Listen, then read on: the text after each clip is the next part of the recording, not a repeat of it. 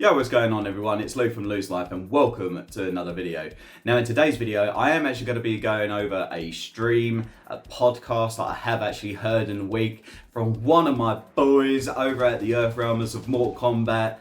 Dave Savage is an absolute legend. Thank you ever so much for allowing me to do this, my man. I highly suggest that you go and follow Dave, go subscribe to his channel because he does a stream every Tuesday in the UK around 8:30 and it's just really interesting topics about Mortal Kombat. Not one just gone, but the one before, he actually did one based on the Mortal Kombat tournament rules, what we could actually be seeing. It's really good. He's got some great ideas, so highly suggest to go and check him out. But with that as well, I'm actually going to be talking about this most recent topic that he's done, and I love it because it's been like a real head scratcher ever since the movie came out. Having his own theory as to what the markings really mean, maybe there's actually a deeper meaning behind what we actually got. So let's look into that.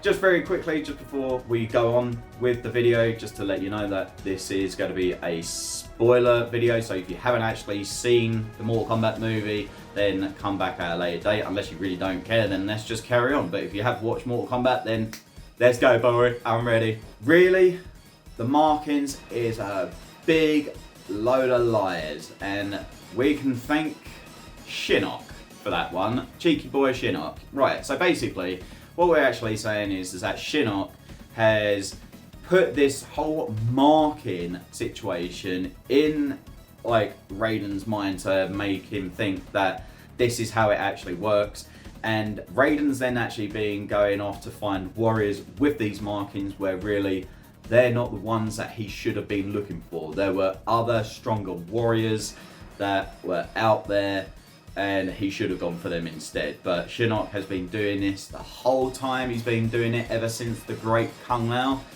And yeah, I think it's such a good idea because even from that you could then say well, if it's a liar, then really that kind of explains why Cole is there, because he's not really ever in the games. So therefore he was someone that's strong enough and loves the family enough and all this other stuff to be able to get his Arcana.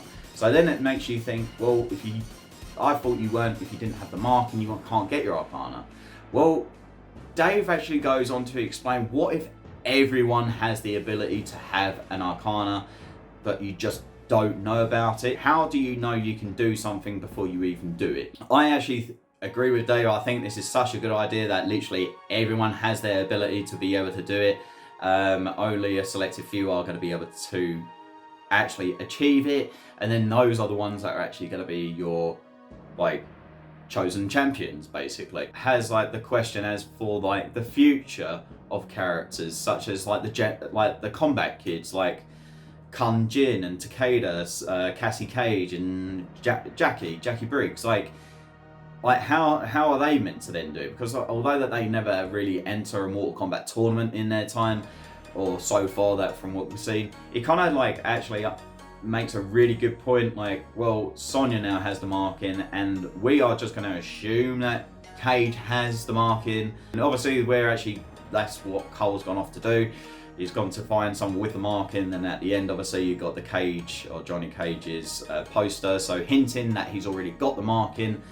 So it doesn't then add up to then how Cassie can get it, because obviously you would only get it if someone dies or it's just within the bloodline, but that person would have to die as well. So I don't think it could have had the Great Kung Lao and then straight after it was the Great Kung, then the normal Kung Lao, you know what I mean?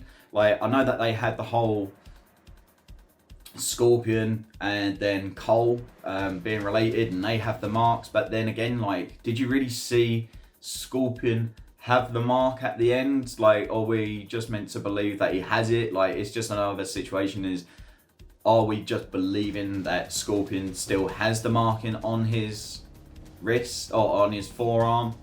So it's just one of those situations.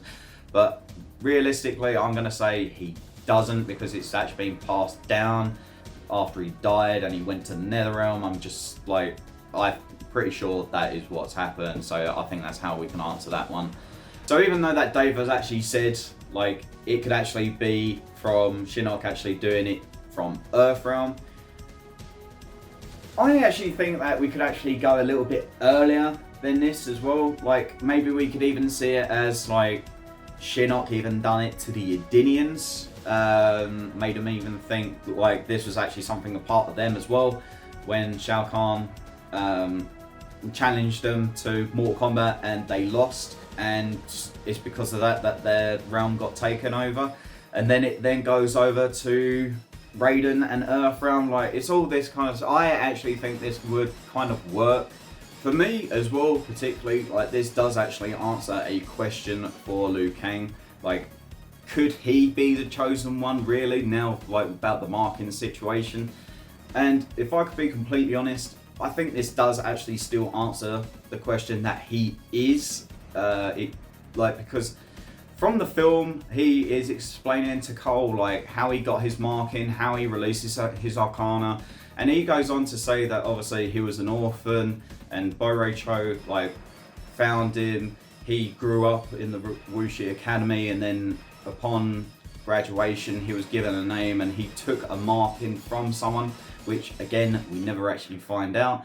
But with this marking, you're kind of then thinking like, well, I'm pretty sure, and I have actually gone past this a few times, and it is like a hit and miss. Well, I don't know how to take this, but basically he says that he took the marking from the guy and then had his arcana, but he like kind of explains it in a way that it goes on to he managed to kill this guy with the arcana. But then you think, but he didn't actually have the marking, so how did he have the arcana? So, but then that then kind of switches round into a full circle as to he doesn't have the marking, but he has the arcana. He uses the arcana, and then all of a sudden that, oh, actually Shinnok is actually the guy behind the markings, so you don't really need a marking to be able to get the arcana. And Liu Kang is just an OG, like he's just a boss, he can just do it kind of thing. As well as everyone else, that's what they really need to understand. It's not just down to the marking, it's actually down to their own ability, looking into their soul and being able to just release it. So I think it's absolutely great. I'm not gonna lie, it answers so many things. I don't think it really leaves too many things out. If you're like me, I wasn't really sold on the idea of this arcana situation. Maybe it's because, like, obviously with the last time that we had a marking situation in the Mortal Kombat film, it was awful.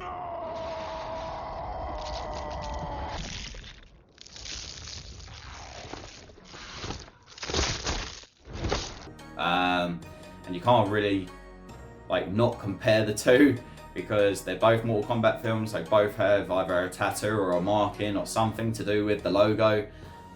Hey, you can't not compare it. So it's just one of those things. With that said, I'm actually just going to wrap it up there, guys. So what do you think? Do you think this marking situation could really be the answer?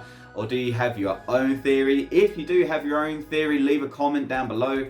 And again, I highly suggest that you go over to Dave Savage's channel. Also follow him up on Twitter, because he's literally on it. He wants it. He wants a good Mortal Kombat movie, as well as all of us.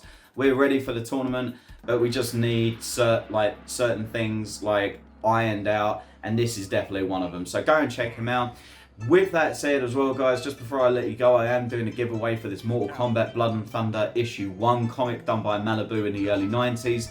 All you have to do if you want to enter is simply subscribe to my channel, turn on the notifications bell, and then once you have actually done that, just go over to my giveaway video and comment the word done. Because once we get to the 1,000 subscriber mark, I will just be doing a random comment select to select the winner. So best of luck, guys. If you love Mortal Kombat just as much as I do, then I'll catch you for the next one. Peace.